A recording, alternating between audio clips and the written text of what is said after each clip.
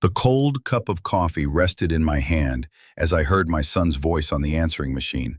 "Dad, we need to talk." The message ended in a hollow silence, the kind that swelled through the house like a draft.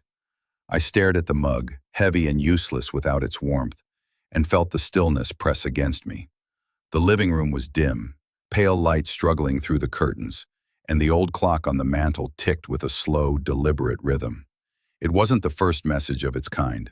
Mark's voice carried that practiced sweetness again, the tone he saved for requests he already knew I would not welcome. Too smooth, too deliberate. He had always been a boy who wanted more, and now, as a man in his 40s, he had perfected the art of coding demand with politeness.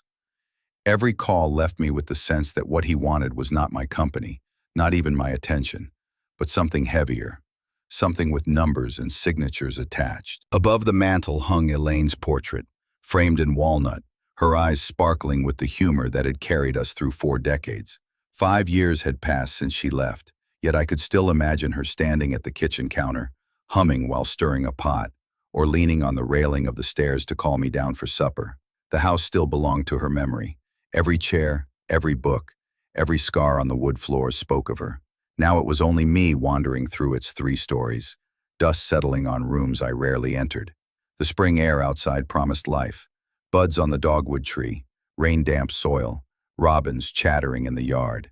But inside, the air was heavy, stale, like a house holding its breath. I replayed the message. "Dad, we need to talk." His tone might have fooled a stranger, but not me. Vanessa's influence lingered between each word. She had a gift for making her will sound inevitable. Elegant, composed, her eyes always measuring what was in front of her, she had mastered the smile that hid the calculation behind it. If Mark's voice begged, hers commanded. Together they formed an alliance stronger than any father's authority. I let the machine click off and sat there listening to the hum of the refrigerator in the kitchen. The last time they visited still stung in memory. Vanessa had admired the carved staircase, running her fingers along the banister, as though inspecting craftsmanship rather than a home. Mark had spoken of options, of simplifying, of the burden of keeping such a large house at my age. His words were dressed as concern, but beneath them lay the suggestion that this house, my house, might serve them better. Elaine would have seen it instantly. She always had a way of spotting the angle, the motive. "Don't let them push you into something you don't want," she would have said, with that firmness she used whenever life demanded a stand. The thought steadied me. I rose and walked to the window, looking out over the quiet street. Neighbors came and went, carrying groceries, walking dogs. Normal life. I wondered if they knew how easily it could all shift when family turned its gaze not toward you, but toward what you owned. I returned to the chair, the coffee now stone cold. My hand lingered on Elaine's photograph. I thought of the years I had worked, construction sites, long nights drafting plans, saving bit by bit for this house, this life we built. It had not been for extravagance, but for stability, for dignity. And now my own son's voice carried the suggestion that all of it might be negotiable. I did not call him back. Let him come. Let him stand in this house and tell me to my face what it is he wants. I am old, yes, but not so old that I cannot see through a velvet request. The shadows lengthened. The day folded into evening. The house creaked and sighed with the familiar aches of age. I sat until the light dimmed to nothing, until only the portrait above the mantel kept me company. I closed my eyes, listening to the silence, and a single truth settled in me like stone. And as always, I knew what they wanted was never me. The untouched apple pie sat on the table, the kind Vanessa would never lay a finger on. The scent of roasted meat had long since faded, replaced by the chill of disappointment. Afternoon light slipped through the curtains in pale streaks, falling across plates that had grown cold. I had set the table hours earlier, out of habit more than hope. Elaine had always insisted on punctual meals, and though she was gone, I kept her rhythm alive. Mark and Vanessa were late, as they often were, and I sat in the dining room listening to the clock tick out the silence. When their car finally pulled into the driveway, I straightened in my chair. The sound of the door opening was followed by their hurried footsteps, laughter too loud, too rehearsed. They entered the house without apology, bringing with them the faint scent of perfume and leather upholstery. Vanessa's eyes swept across the dining room, cool and appraising, before settling on the untouched food. "Looks like we kept you waiting," Mark said, shrugging off his coat as though the lateness were trivial. His voice carried a practiced warmth, the kind that expected instant forgiveness. Vanessa, in contrast, didn't bother with pleasantries. She trailed a manicured finger along the edge of the sideboard, inspecting the dust as if the house were a specimen under glass. "This place must be impossible to manage," she remarked, not unkindly but not kindly either. "So many stairs. So many old fixtures. It's charming, of course, but dated." I felt her words land in the room like stones. I thought of Elaine again, how she had polished these very surfaces, tended to every creak of the wood. Dated, Vanessa called it. To me, it was history, memory, the shape of a life shared. We sat down, though no one reached for the food. Mark glanced at Vanessa before clearing his throat. "Dad, we've been thinking. There's a place not far from here, Sunny Hills. It's modern, comfortable, lots of activities, medical support on hand. You'd have company, people your age. You wouldn't have to worry about maintenance or, accidents." His words were wrapped in the silk of concern, but the seams showed. The implication was clear. "You're too old to keep this house, too weak to stay in control." I listened without interrupting, cutting into the meat on my plate, though I had no appetite. The knife scraped against the porcelain, a sound sharper than I intended. Vanessa leaned forward, smile practiced, eyes cool. "It would give you peace of mind, Harold. And us too. We'd know you're safe, taken care of." But I saw past the veneer. The house was too valuable, the savings too tempting. Their gaze was not on me, but on what surrounded me. The deed folded in my desk, the balance in my accounts, the walls that held my wife's laughter. The air grew heavier as the meal sat untouched, the roast congealing on its platter. I looked at my son, grown now with lines on his face, but still the boy who once demanded more than I could give. I thought of how many nights I had carried him on my shoulders, how many mornings Elaine had risen early to pack his lunch. To be repaid like this, by being maneuvered toward a facility I never asked for, was a wound deeper than hunger. I set down my fork, felt the weight of the knife in my hand, and steadied my voice. The silence sharpened, waiting to be broken. I put the knife down, my voice steady. "This house is not for sale, and I'm not going anywhere." The envelope from the bank chilled me. The contact address had been changed. I stood in the doorway of my study, the paper still unopened in my hand, as though weight alone could tell me what it carried. Dust floated in the slanted beam from the desk lamp, turning the air grainy, old. The bulb hummed faintly, a tired insect trapped in glass. This room had been the house's brain once. Ledgers, plans, notes stacked in neat discipline. Lately it felt more like an attic of unattended thoughts. I slit the envelope and read the notice twice, then a third time, because reading slowly made it feel less real. The bank confirmed a change to my contact information. Primary email updated, notification settings altered. Not a courtesy reminder, not a warning, simply a crisp statement of fact. The account now spoke to an address I did not recognize. I set the letter flat and reached for the phone. The receiver was cool against my ear as a recorded voice shepherded me through menus. A human finally arrived, young, careful, trained to be unflappable. I gave her my name, last 4 digits, the answers to questions I'd known for decades. The screen on her side of the world clicked and scrolled, or so I imagined. "Mr. Whitman," she said, "the changes were made online using correct credentials. I can revert the email if you'd like, but from our standpoint, this was an authorized action." Authorized by whom? My voice surprised me, steadier than I felt. "The system logs a successful sign-in. Same username, correct password. 2 recent sessions from a device we don't see often." I swallowed, picturing the flimsy sheet of paper on which every password had once lived. tucked into a drawer before Elaine fell ill. After she died, I moved them, consolidated, promised myself I'd do better. I thought I had. Perhaps I only believed the promise because I needed to. "I'd like the address restored to mine," I said, spelling it slowly, "and set alerts for any changes, any logins." "We can do that now," she said. "You'll receive a confirmation shortly." The call ended with a string of polite assurances that meant very little in a house like mine, where assurances echoed and then evaporated. I returned the receiver to its cradle and sat, the chair protesting under my weight. The desk looked normal, but normal had become a costume lately. Too neat to be true. I opened the top drawer and found the familiar order undone.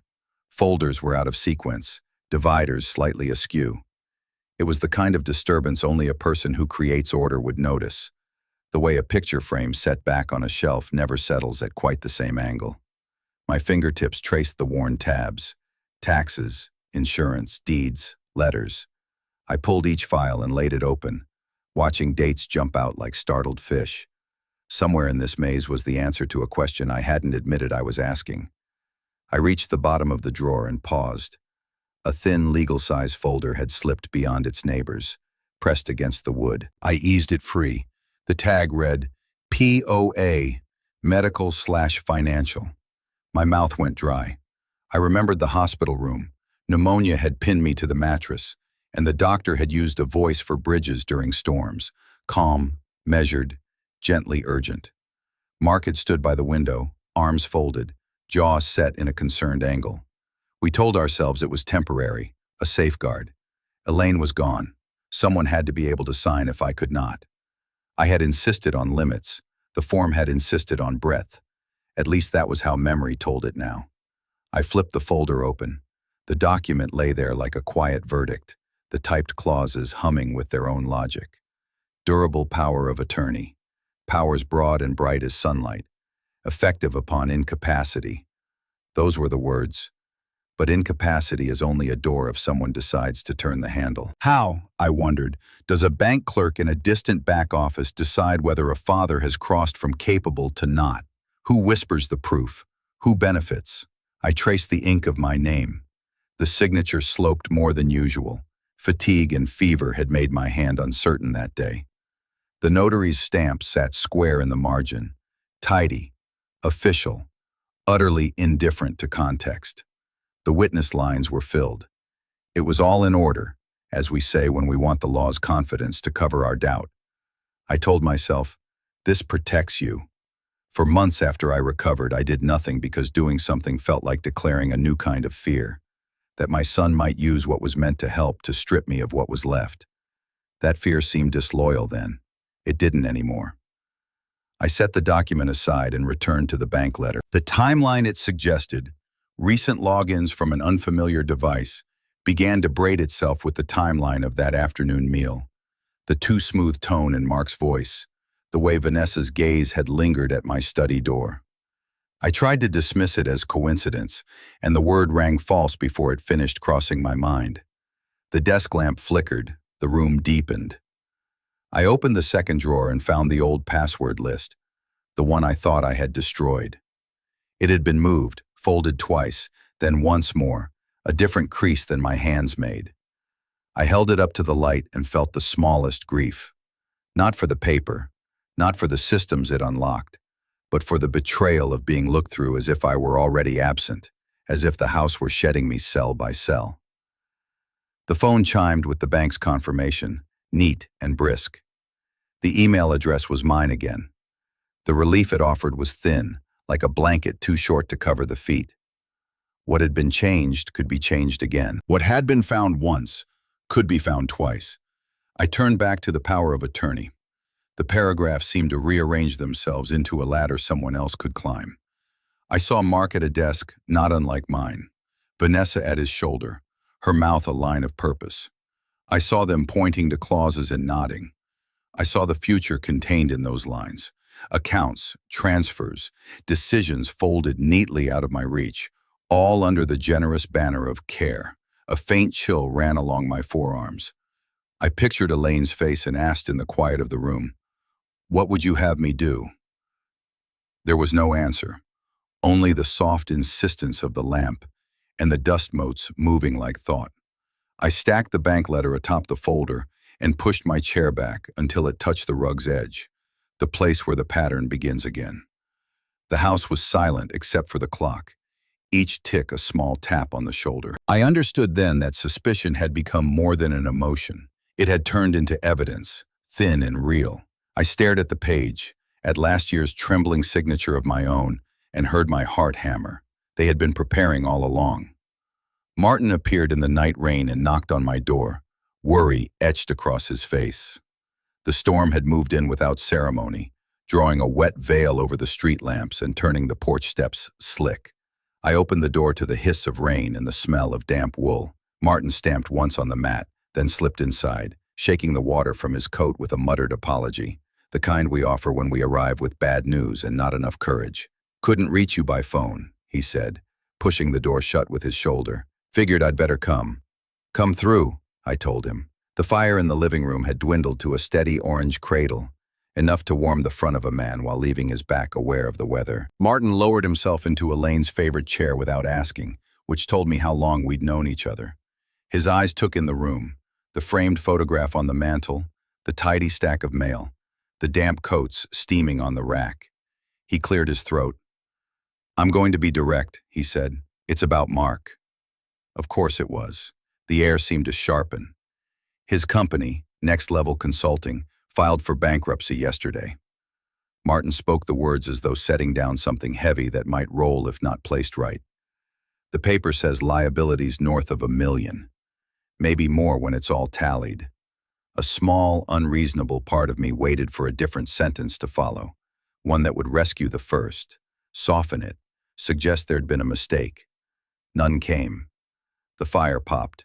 Beyond the window, the rain sketched diagonal lines across the glass. "He didn't tell me," I said, "because the obvious sometimes needs speaking in order to be believed."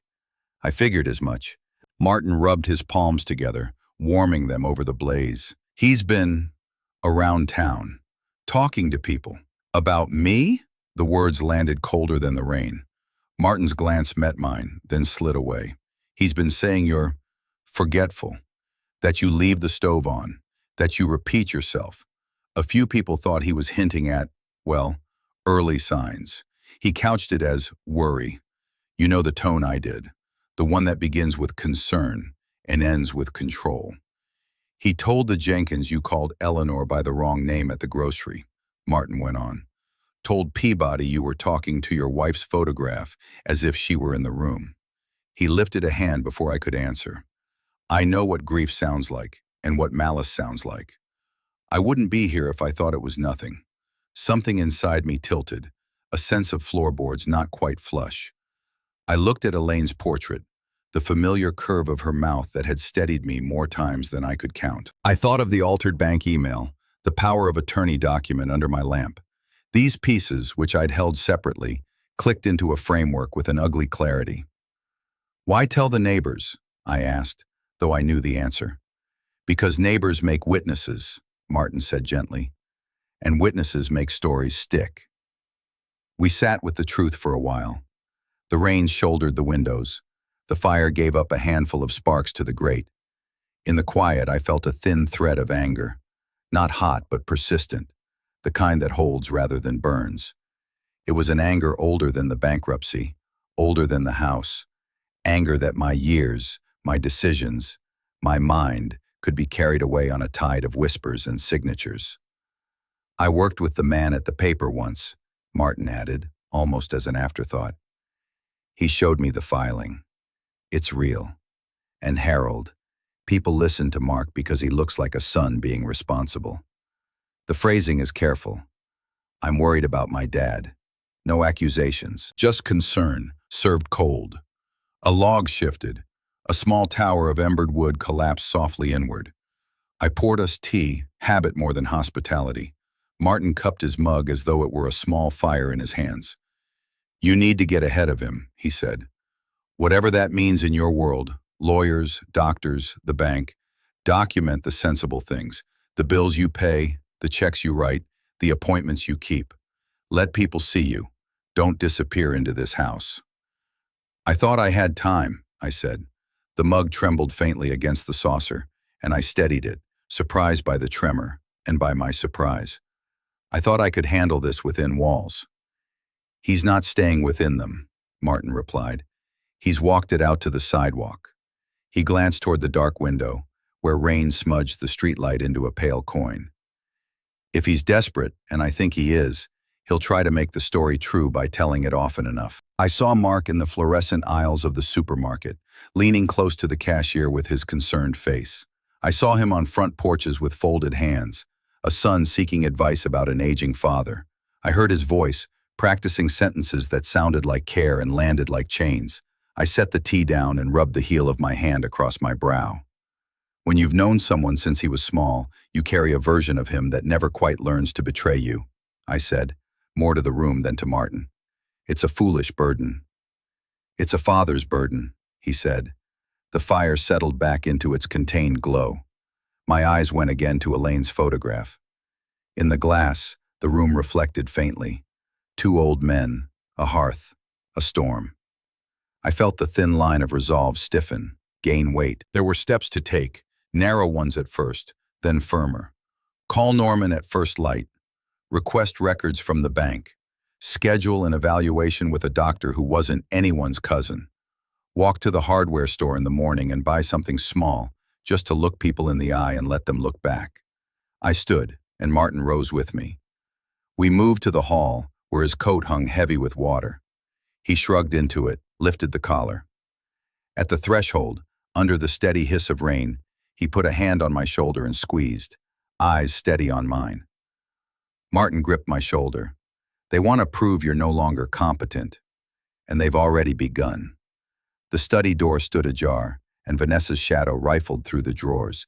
Moonlight laid a thin blade across the carpet, catching the brass of the drawer pulls and the dust that rose whenever a file snapped open, then shut. I held to the dark of the hallway, one hand braced on the banister, and let my breathing fall into the slow rhythm the house kept at night.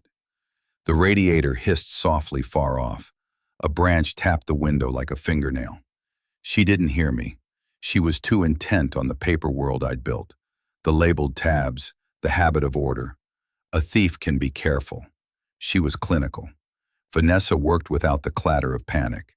She slid folders partway out, fanned pages with 2 fingers, and returned what did not interest her to almost, but not quite, the same position.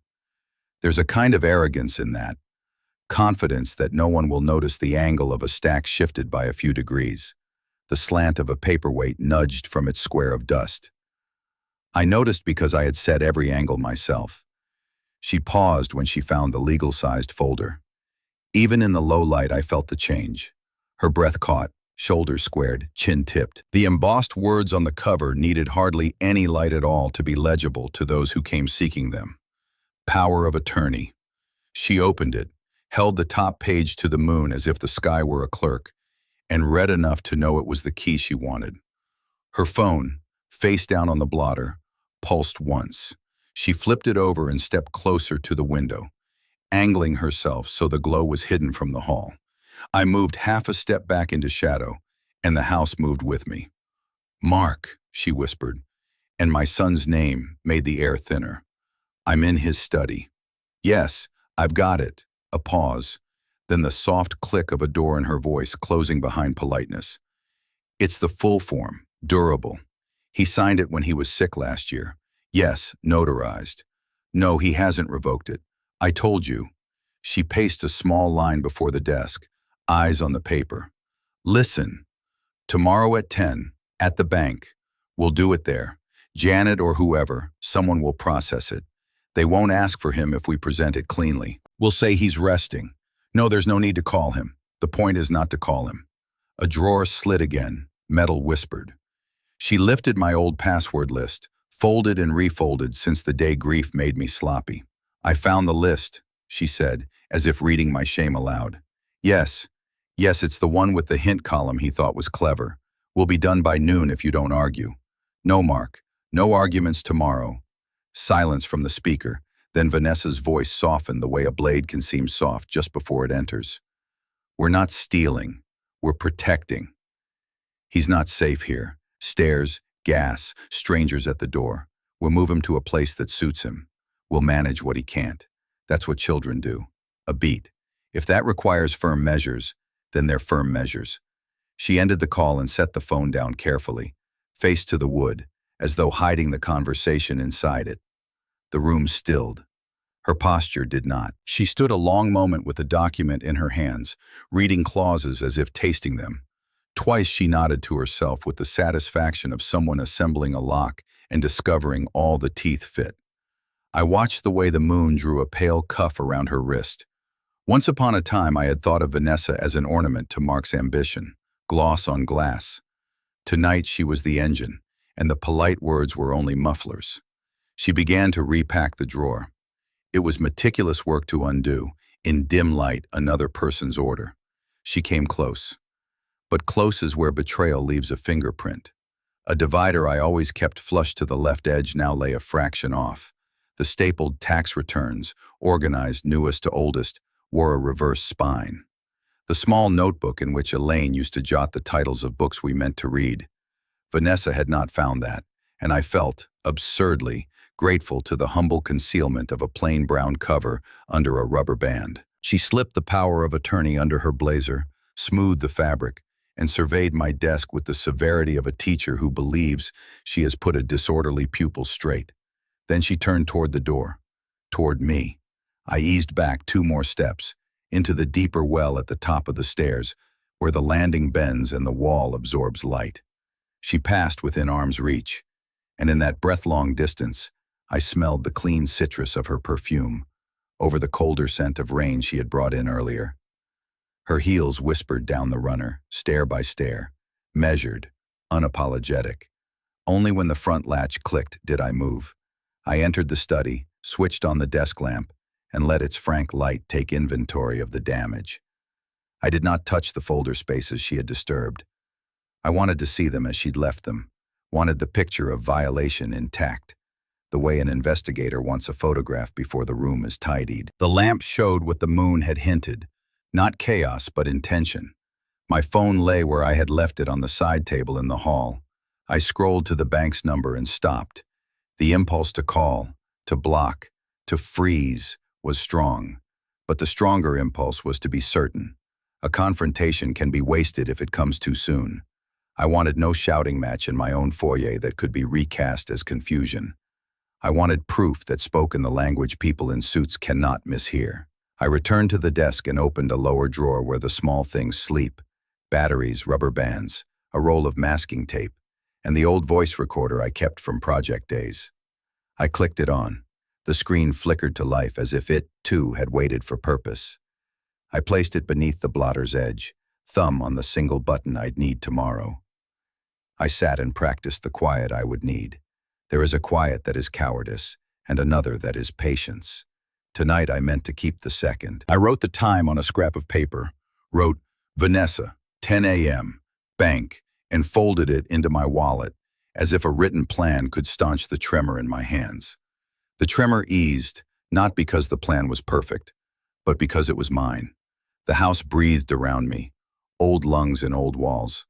I thought of Elaine, not the photograph, but Elaine as she had been when a problem met her. Sleeves pushed up, mouth firm, the list already forming. You are not helpless, she would have said. You are old and you are tired, but you are not helpless. I walked to the window. The moon had climbed higher, carving the lawn into pale and dark. Somewhere down the block, a dog barked twice and settled. I pictured Mark's face when I stepped into the bank tomorrow, pictured the way he would shape worry into a net. I pictured Vanessa's eyes when she realized the door she thought was locked was not. When I turned back, the room seemed clearer than it had in months. The drawers were still misaligned, the pages smudged by hands that were not mine. But the fear that had trailed me from room to room had changed shape into something narrow and usable. I drew the door nearly closed. Tomorrow, I had to be there before they were. I stood directly behind them as Mark said, "My father is confused. He doesn't know what he's doing anymore." The morning light in the branch was the particular, unforgiving kind, flat and clean, ready to show fingerprints and intentions. I had arrived early and taken a seat by the window of the cafe across the street.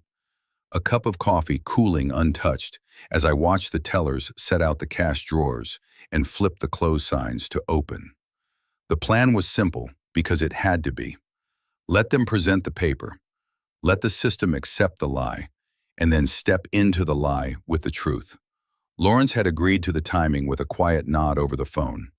Janet knew to stall without seeming to. At 9:55, the familiar black sedan slid into a space near the door. Vanessa emerged first, sleek, composed, then Mark, tugging at his cuff as if diligence could be worn like a shirt. I waited until they were swallowed by the glass doors before I rose. The bell above the bank's entrance gave a small, bright ring as I stepped in, the kind of sound that pretends nothing serious can happen in a place like this. They were already seated with Janet, who wore the neutral, attentive expression of a woman trained to be a steady surface. The power of attorney lay on the desk, its notary stamp glinting like a seal on an old decree. Vanessa placed a neatly folded packet beside it, supporting documents, a choreography of legitimacy. "My father is confused," Mark repeated, and there was that tone again, concern lacquered over certainty. "We're trying to take care of him." Janet nodded, fingers resting on the keyboard. "It's a significant transaction. We typically ask the account holder to be present. He can't be," Vanessa said smoothly. "It's not safe for him to be out today. This is necessary to ensure his care." I stepped closer, letting the overhead lights find me. Janet's eyes flickered up, and in that flicker I saw recognition and relief. I stood within earshot but said nothing. Let the sentence complete itself. Mark went on, warming to his script. "We'll need cashier's checks issued today. Consolidation is urgent." "Urgent," I said, my voice even, "is one word for it." The three of them turned. For one heartbeat, no one moved. Then the practiced expressions broke. Surprise, calculation, and in my son's face, a quick spark of anger he tried to smooth away and couldn't. "Dad," he said, voice pitching upward. "We were just handling things," I finished for him. "Without me?" Vanessa recovered first. "Harold, we were trying to spare you the hassle." "Spare me," I said, "or silence me." A hush opened around us. People in banks develop a particular kind of listening, the way travelers listen when a flight is delayed. Politely at first, then intensely. The couple at the next desk began to watch. A guard near the door shifted his weight and pretended not to. Janet cleared her throat. "Mr. Whitman, we can review this." "Please do," I said. "Review everything." Lawrence approached then, hands folded, a manager's calm in his gait. "Good morning," he offered to the group. "Let's make sure we're all comfortable with the facts." "The fact," Mark said, turning to him, "is that my father is not competent to manage his affairs." I felt the sentence pass through me like a cold wire. I held to the desk's edge. "Say that again," I told him, softly enough that the people 2 desks over leaned a little closer. "He has good days," Mark added quickly, "but mostly he forgets. Appointments, names, basic things. We're doing what's best." "What you're doing," I said, "is presenting a document you hoped I would be too sick or too late to revoke." I looked to Janet. "Check your system, please." Her fingers moved. The screen threw a mild glow across her face. "The power of attorney on file shows as..." She glanced at Lawrence. He nodded. "Revoked, as of this morning, 9:05, per the principal's instruction." Vanessa turned to me, incredulous. "You were here before us." "I was across the street," I said, "watching you come through the door." Mark's jaw hardened. "You're misunderstanding." "No," I let the word stand. "I am remembering. I remember the drawer opened a 1/4 inch. I remember the password list folded wrong. I remember the bank email changed at a time I was not at a computer. I remember a woman in my study last night, holding the proxy to the moon like a pilgrim holds a relic. I did not look at Vanessa when I said it, but the color left her face anyway. Murmurs rose, a sound like wind in dry grass. Lawrence raised a hand a fraction, and the room quieted, but the interest didn't fade. Banks are theaters for caution. Today the show had a villain and a stage set of oak and glass. Mr. Whitman, Lawrence said to me, if you'd like to conduct your business in a private room, here is fine, I replied. We're already past the threshold of privacy. Mark leaned in, lowering his voice, which only made it carry farther. Dad, you're embarrassing yourself. I have embarrassed myself before, I told him, by assuming love and gratitude would be enough to keep my house standing. By thinking a signature made under fever would not become a ladder leaned against me. I will not embarrass myself by pretending today that this is care. Vanessa tried again, resorting to the gentling tone that had served her well in other rooms. We were trying to protect you from scammers. The only scammers I see, I said, share my last name, by blood and by marriage. That drew a soft intake of breath from somewhere behind me. I did not turn. I looked at Mark, and for the first time in months, I saw not the boy he had been, but the man he had chosen to be. A man who had learned that control feels a lot like love when you speak it sweetly enough. Families don't steal from one another, I said, letting each word find its place. Not in the dark, not under the excuse of kindness, not with papers they plan to use before breakfast. Silence, the real kind this time, the kind that falls when a word strikes true. The teller 2 stations down lowered her eyes to her screen and then raised them again. Someone cleared his throat and did not speak. In the quiet, the printers sounded unusually loud, like crickets. Lawrence inclined his head toward Janet. Please note the revocation on all relevant accounts, and add a watch for unusual activity. Janet nodded, already typing. Done. Vanessa gathered her composure into a thin line. This is a mistake, she said. You're overreacting. It's possible, I allowed, to overreact to a surprise party, not to a planned extraction. Mark's hands flattened on the desk. He turned very slowly to face me, and the expression he had kept leashed slipped free, a tight white fury that did not try to look like anything else. Mark turned back at me with a hateful stare. You will regret this. In the private meeting room, my son shouted, You never trusted me. The door clicked shut, and the bank's bright hum fell away, leaving only the white light and the throb of anger in a room too small for 4 people. Mark leaned over the oval table, fists planted, breath sharp. Vanessa sat rigid, lips pressed thin. Her gaze kept skittering toward the power outlet, anywhere but my face. Lawrence stood by the door, posture neutral, eyes steady. Mr. Whitman, Lawrence said evenly. What happened out there could be construed as attempted misuse of a power of attorney, presenting it after revocation, misrepresenting incapacity. These are serious matters. Vanessa turned on Mark in an instant.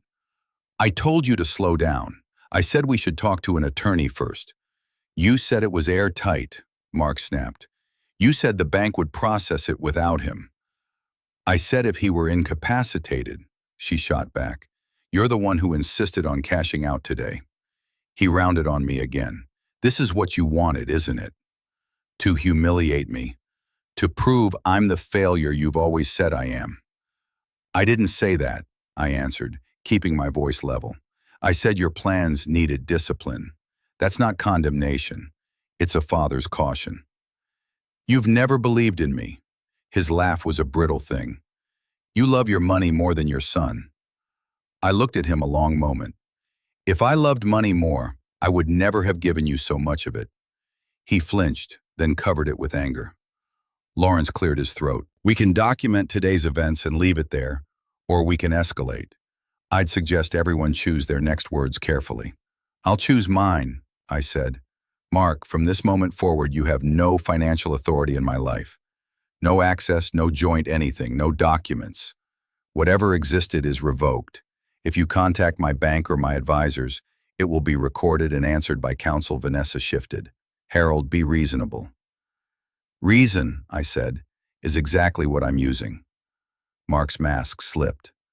Sooner or later, the money's mine anyway. You won't live forever. The sentence landed like a dropped stone.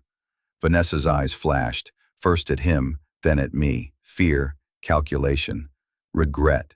I couldn't tell. Lawrence exhaled softly, as if a verdict had been read.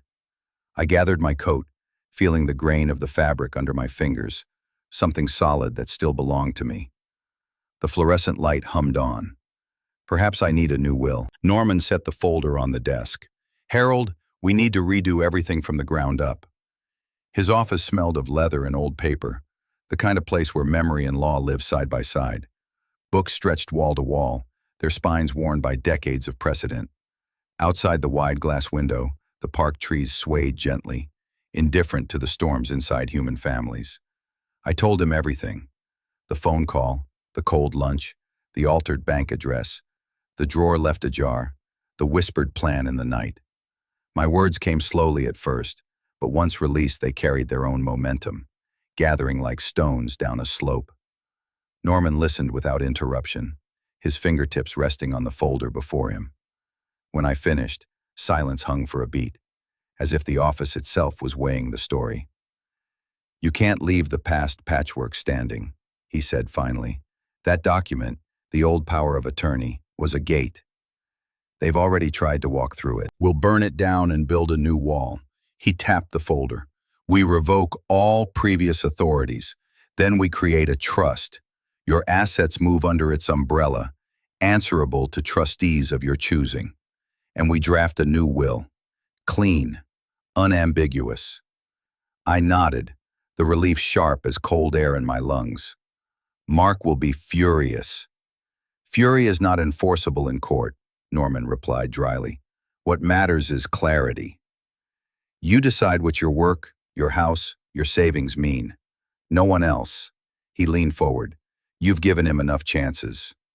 Perhaps it's time to think of another legacy. A scholarship, maybe. For young engineers, those who remind you of yourself. It honors Elaine, too. Elaine's name in that office made my throat tighten. I imagined her smile if she knew her years beside me would ripple outward into the lives of students who might never meet us. Something steadied inside me. Norman drew up the revocation form, brisk strokes of the pen filling lines meant to dismantle old agreements. I signed slowly, deliberately, my hands steady this time. He notarized it then and there, the stamp firm and final. The gate was closed. We turned to the trust papers next, each page a bulwark against manipulation.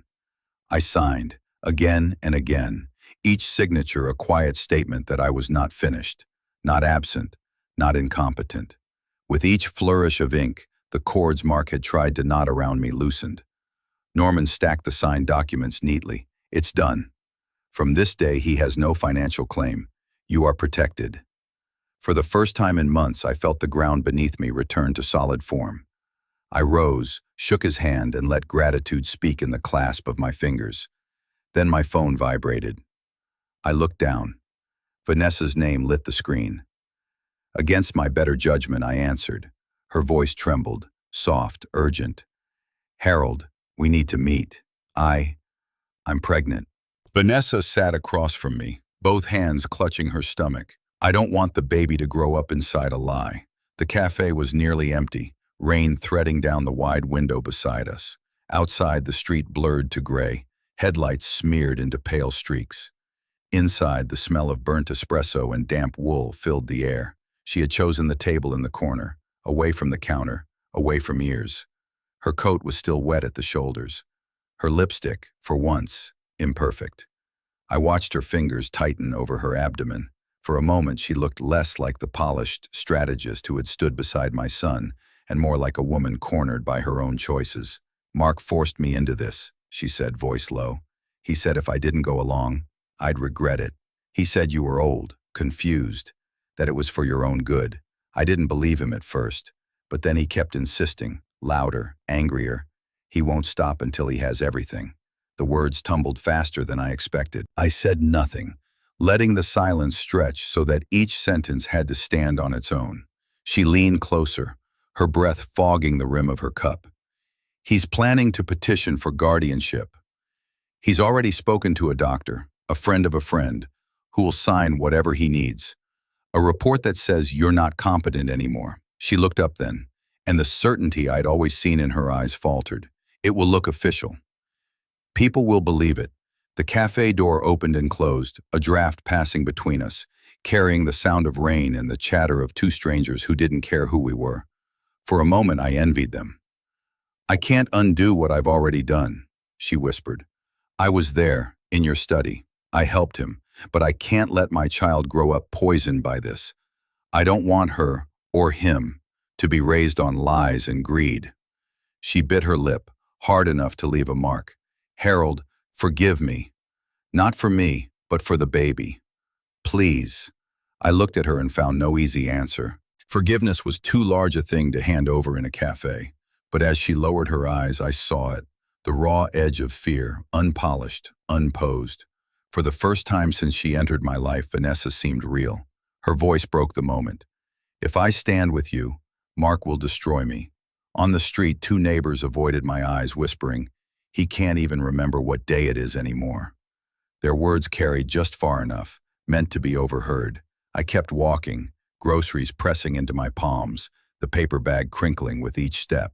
The familiar storefronts of our small town, once a comfort, now seemed staged, as if each window concealed someone watching, measuring, ready to confirm the story that was already making its rounds.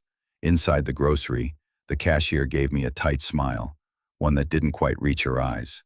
She counted my change slowly, as if waiting to see whether I'd fumble the arithmetic. I didn't. Still, her look lingered, recording my every motion. Martin caught up with me outside, his umbrella tilted to shield us both from the drizzle. It's spreading faster than rain, he muttered. Mark's been talking. Says you're slipping, that it's time for someone else to take responsibility. I clenched the bag tighter. The eggs inside shifted, fragile as the reputation being chipped away from me.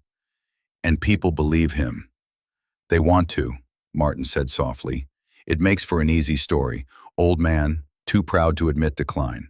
People love a narrative that absolves them from asking harder questions. When I reached home, the knock came within the hour.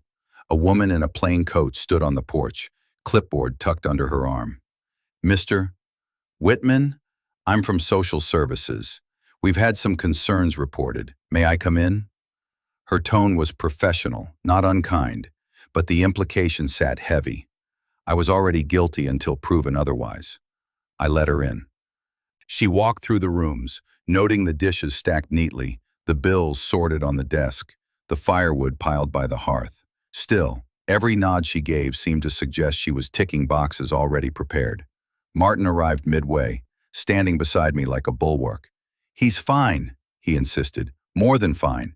He's sharper than half the people spreading these rumors. The woman only wrote something down. We'll schedule a formal review, she said. It's procedure. When she left, the silence she carried with her remained, like smoke after a fire. I looked at Martin, at the way even his steadfast eyes carried the faintest flicker of doubt, not disbelief, but the knowledge of how powerful repeated lies can become. That evening, as the rain thickened outside, the envelope came through the mail slot. Official seal, typed lines, no warmth at all. Notice of guardianship hearing, 2 weeks from today. Norman spread the papers across the desk. They will try to prove you're no longer competent. We have to move faster than they do. The fluorescent lights above us hummed, unrelenting, throwing every crease of the documents into stark relief. His office felt less like a sanctuary than a war room. Martin sat opposite me, his arms crossed tightly, as though his presence alone could shield me from what was coming. Norman pushed a folder toward me. First, we'll secure an independent psychiatric evaluation. A licensed specialist, unconnected to their side. We need an expert report that says you are of sound mind. It won't silence them completely, but it will anchor us. I nodded, though the idea of being tested, measured like a specimen, sat heavily. Still, it was better to volunteer than to have their hand-picked doctor write me off. Second, he continued, flipping to another file, the bank logs. We'll subpoena activity records showing attempts to alter your contact information, the timing of failed logins. It ties directly to their use of the power of attorney. He looked at me over his glasses. It shows intent, Martin leaned forward, and I'll testify. I saw Mark sneaking around the house at night. I saw Vanessa in your study. I can't speak to their minds, but I can speak to their actions. Norman nodded briskly. That matters. Credible witness, longtime neighbor, no stake in your estate. Judges noticed that. My hands rested on the tabletop, knotted together. The pile of evidence seemed both mountain and shield. So we prepare everything, and we face them. Yes, Norman said, but Harold, remember they'll come hard. They'll paint you as forgetful, confused, paranoid. That's their only way forward. We can't let a single hesitation stick. The weight of it pressed down. I had survived pneumonia, grief, years of solitude. Now I would have to survive being disbelieved. Norman slid one final page toward me, a statement of intent. Sign this. It declares you will contest the guardianship petition in person. It's not legally required, but it makes clear you stand as your own voice. I held the pen, felt the tremor in my hand, and then forced it still. The ink bled smoothly onto the page, each letter an act of defiance. When I set the pen down, Norman exhaled in quiet satisfaction. Good, he said. That's the beginning. My phone buzzed on the desk, screen lighting up with an unknown number. I hesitated, then opened the message. The words glowed starkly. You won't live to make it to court. The judge looked directly at me. Mr. Harold Whitman, do you know what day it is today? The words struck harder than the gavel that had called us to order. The courtroom was small, paneled in dark wood that smelled faintly of polish, the overhead lights stark and white. Every bench creaked when someone shifted, but no one did now. All eyes pressed toward me, waiting for an answer that would measure not just memory, but destiny. It is Tuesday, the 12th, I said calmly. Proceedings began at 9 o'clock sharp. My voice carried, steadier than I felt. The judge nodded once. Very well. Let's continue. Mark sat across from me, jaw tight. Vanessa beside him like a shadow caught between resolve and collapse. Their attorney rose and called their first witness. A doctor I had never met before, his suit a little too new, his voice smooth with rehearsed certainty. He spoke of cognitive decline, of forgetfulness, of a man too frail to manage his own life. He had no records, only his opinion, wrapped in clinical vocabulary meant to sound unassailable. Norman stood with a calm weight. Objection. Unsupported by direct evaluation. This witness has not conducted a legitimate exam. The judge let the testimony stand but noted the objection. My pulse thudded. A lie, once spoken into official air, does not fade easily. Norman called his own witness, the independent psychiatrist who had examined me over several hours. His report was detailed, clear. I was alert, oriented, capable. He described my recall of events, my reasoning. The courtroom listened, and the words seemed to stitch strength back into me. Next came Martin. He took the stand, hands folded, voice plain. He told the judge what he had seen. Mark sneaking around the house at odd hours. Vanessa in my study. The altered bank contacts. He did not embellish, and that honesty made each word heavier. Norman followed with the bank logs. Log-in attempts from devices not mine. The revocation of the power of attorney filed before Mark and Vanessa tried to use it. The paper trail lay on the judge's bench like stones across a river. Through it all, Vanessa remained silent, her hands locked in her lap. Mark whispered furiously to her, but she did not move. The air in the room grew taut, like the pause before a storm breaks. Then, as Norman finished, she rose. Her chair scraped sharply against the floor. Her voice trembled, but the words landed hard. Mark forced me into this. He told me we'd lose everything if I didn't help. But Harold is fully competent. He knows exactly what he's doing. The courtroom shifted, gasps, murmurs, the rustle of paper. The judge struck the gavel once. Silence fell. The decision came swiftly. The petition for guardianship is denied. Mr. Whitman remains in full control of his affairs. The gavel struck again, but then the judge added, however, the issue of disputed assets must still be resolved. The words echoed like a double-edged verdict. I had defended my mind, my name, but the fight over everything else had only begun. I stood in the hollowed living room and ran my palm along each wall, as if saying a final goodbye. Dust lifted where my fingers passed, catching in a slant of late light that poured through the tall window. The house answered with small, old sounds, wood settling, a pipe ticking, the distant sigh from the stairwell I had climbed 1,000 times. I moved slowly, not from weakness, but from the need to mark things. The nick on the banister Elaine laughed about when we were newly married. The faint oval on the mantel where our anniversary clock had stood. The floorboard near the fireplace that always gave a soft complaint under a certain step, as if clearing its throat. Norman's voice came steady over the phone. The buyer is ready. Quick close, as requested. Proceeds wire straight into the trust. We'll file the transfer documents the same day. Do it, I said. All of it. I worked room by room. I kept the wedding photo in its silver frame, the one where Elaine's veil looked like a small cloud about to lift. I kept her journal, bound in blue cloth, its ribbon frayed by decades of turning. The rest I sorted into boxes labeled with plain nouns. Donate, dispose, keep. I let go of good furniture that had learned our habits, of heavy drapes that had once looked grand, of plates bought for a table now too large. Objects had done their work. I didn't need them to keep the memory. The realtor arrived at 4 with a stack of papers and an efficient smile. We toured the rooms in silence. She took notes. At the dining table, I signed where flags told me to sign, each stroke clean, no tremor, as if my hand had been waiting for this particular work. When she left, the house seemed to exhale, a long-held breath released. The wire confirmation chimed on my phone at dusk. Money moved like water into channels Norman had carved. The trust locked, the will notarized, contingencies set. There was no longer any account, any title, any lever my son could pull.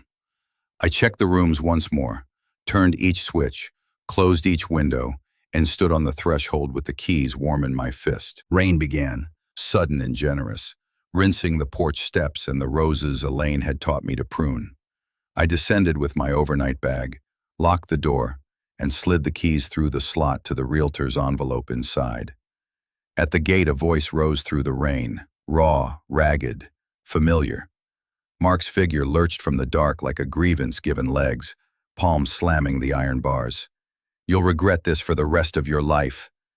Ashlyn welcomed me with a clear sky and a bed of tulips just breaking their green lips. The town sits in a shallow bowl of hills, rooftops like folded paper under clean light. My apartment is small, 2 rooms, a narrow balcony that catches the afternoon sun, a kitchen that asks for simple meals and rewards them with quiet. On the first morning, I opened every window and let the place learn my breath. The tulips in the courtyard had pushed up, tight and glossy, as if rehearsing how to bloom without wasting anything. At the community center, a bulletin board listed classes in shaky magic marker: beginner quilting, chair yoga, intro to spreadsheets, chess on Wednesdays. A hand-lettered note asked for volunteers to help students with math. I put my name down, then stood a moment longer to make sure the act felt like choice and not a disguise for loneliness. It felt like choice. The classroom smelled of dry erase and pencil shavings. 6 teenagers looked up as I entered. One boy hid behind his hair. One girl folded her arms as if bracing for disappointment. I wrote a triangle on the board, angles summing to a steady 180, and watched their faces tilt from resistance to a cautious curiosity. When numbers behave, they bring a politeness to the room. "Mr. Whitman?" a voice called at the doorway. I turned and needed a heartbeat to recognize her. Emily, once a shy sophomore who stayed after class to ask why fractions felt like bad jokes, now taller, steadier, a canvas tote digging into her shoulder. "I help coordinate the tutoring," she said, smiling with her whole face. "I saw your name and hoped it was you." We sat later in the courtyard with paper cups of coffee, the center's mural throwing color over the brick. Emily told me about college, about coming back to Ashland because the town had a gravity she couldn't explain. "You taught me how to slow a problem down," she said. "It works on more than geometry." Walking home, I understood what she meant. My steps matched the neighborhood's modest rhythm. A dog under a maple, a porch swing creaking, a neighbor lifting 2 fingers in a wave that didn't demand an answer. I realized only at the stairwell that my mouth had found a smile and kept it, easy and unforced. The first in months that hadn't felt like something I owed to a photograph. In the evening, I arranged the few things I'd brought. Elaine's blue journal on the nightstand, our wedding photo on the shelf by the window where the last light lingers. The apartment, which had been a shell in the morning, felt fractionally warmer for housing them. On the doormat lay an envelope with my name in a familiar, careful hand. Inside, a single page. Harold, I've left Mark. Our daughter was born last week. Her name is Rose. Mark stood at the door of my new apartment, his eyes rimmed with shadows. Dad, I need help. Wind drove rain against the hallway window, a gray hiss that made the building feel like a ship under strain.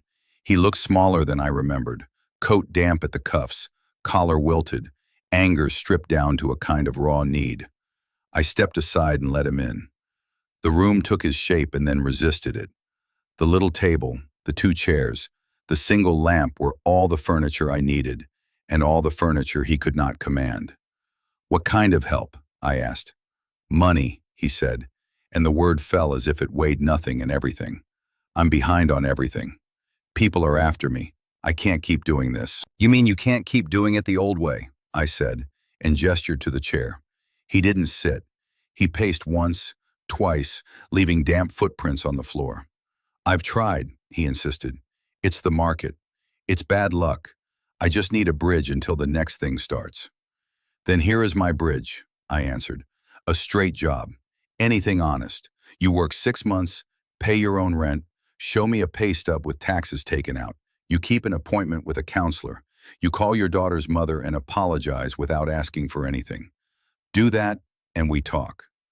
His laugh snapped like a twig. You're making me jump through hoops. You've always moved the goalposts.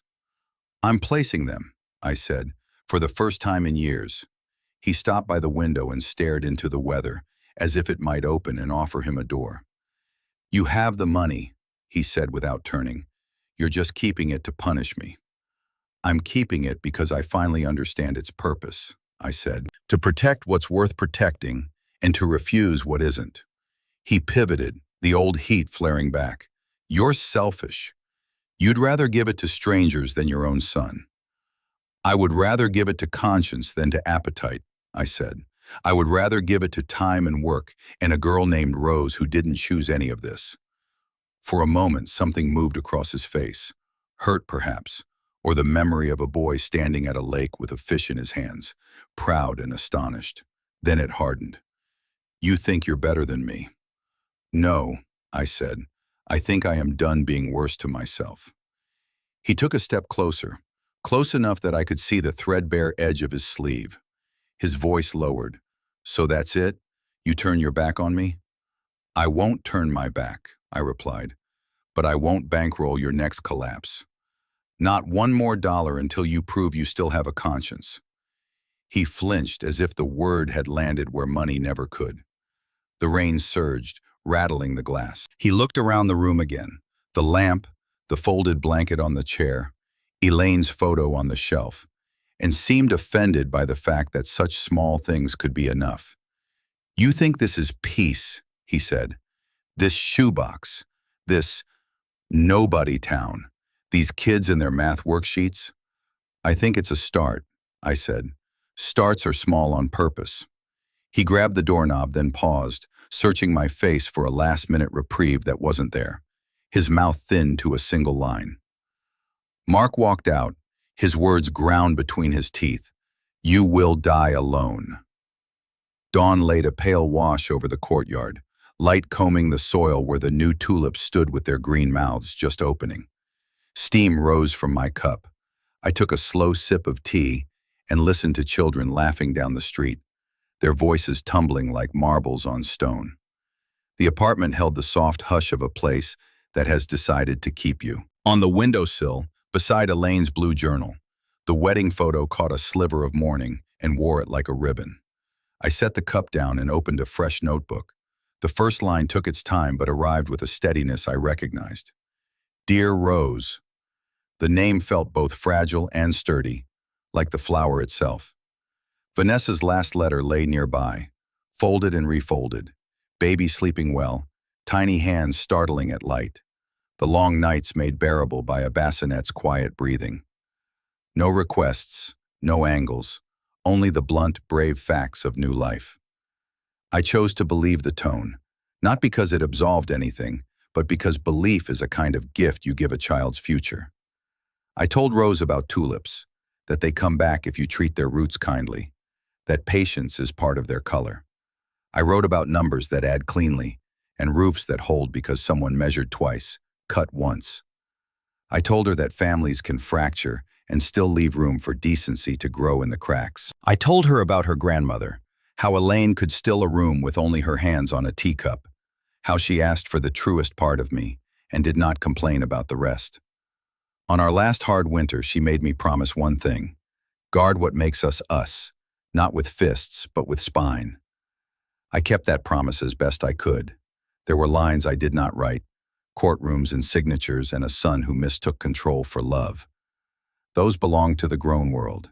Instead, I wrote of small, repeated choices: closing a door gently, answering a knock without fear, saying no when yes would betray yourself. Between paragraphs, I looked out at the beds where soil had darkened in last night's rain. A robin hopped, listening for what moves beneath, then tilted its head as if satisfied by the answer. At the community center, the chessboards would already be clicking their quiet code. Emily would raise 2 fingers from across the room. A boy would arrive with a problem he's been ashamed to ask about and leave with a smaller, humbler problem he knows how to solve. It is not triumph, this life, but it is repair. The town has learned my name without attaching a rumor to it. People wave. The grocer rounds my total down a cent and pretends not to. Peace, it turns out, is not an absence. It is a pattern you practice. I capped the pen and read the page aloud, listening for wobble. The last sentence waited, and when it came, it was simple enough to keep. I smiled and murmured, "Memory is my justice." Elaine would have approved of the plainness. I folded the letter and slid it into an envelope addressed in a hand that has finally steadied. I sealed it, pressed the flap with the heel of my palm, and wrote across the front, in careful print meant for another decade: read when you're old enough to understand how your grandfather kept his honor.